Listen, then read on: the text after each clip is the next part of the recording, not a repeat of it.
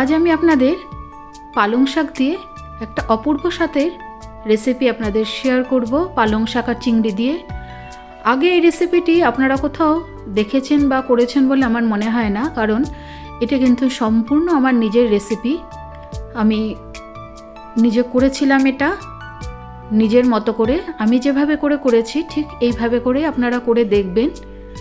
অপূর্ব হয় খেতে, ভাত রুটি সব কিছুর সাথেই কিন্তু অসাধারণ লাগে।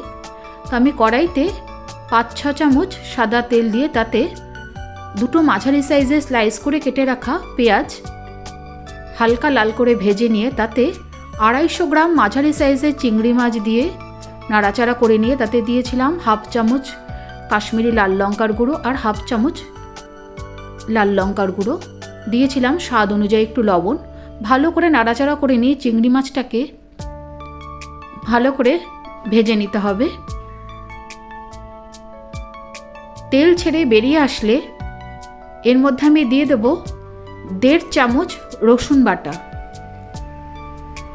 রসুন বাটাটাকে দিয়ে ভালো করে নাড়াচাড়া করে নিয়ে এর মধ্যে আমি দিয়ে দেব 1 বাটি বেটে রাখা পালং শাক।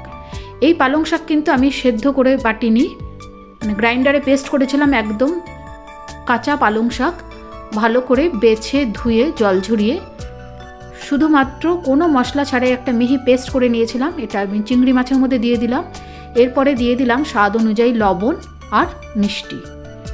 ভালো করে 5 থেকে 7 মিনিট নাড়াচাড়া করে নিয়ে এর মধ্যে আমি দিয়ে দেবো বড় চামচের 1 চামচ কসুরি মেথি আর দিয়ে দিলাম 4 থেকে 5টা কাঁচা লঙ্কা। কাঁচা লঙ্কাটা দিয়ে দেওয়ার পরে আমি এর মধ্যে দিয়ে দিলাম বড় চামচের 1 চামচ আমুলের বাটার। ভালো করে এটাকে নাড়াচাড়া করে নিয়ে একদম শুকিয়ে নিতে হবে এই পালং শাকটাকে। দেখুন রেসিপিটি একদম রেডি। ভাতের সাথে আমি খেয়েছিলাম, অপূর্ব হয়েছিল খেতে। এইভাবে আপনারা একবার অবশ্যই করে দেখবেন। একদম সম্পূর্ণ নতুন একটা রেসিপি আপনাদের সাথে শেয়ার করলাম। রেসিপিটি কেমন লাগলো